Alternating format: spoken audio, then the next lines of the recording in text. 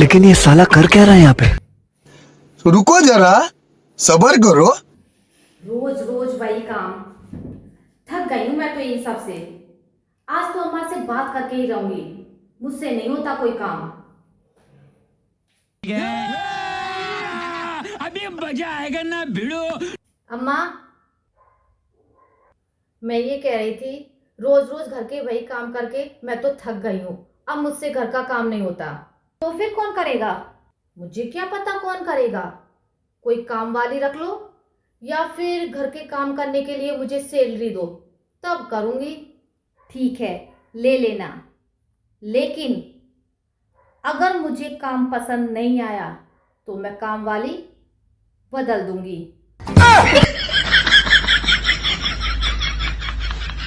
अरे अम्मा, मैं तो मजाक कर रही थी, आप तो सीरियस हो गई।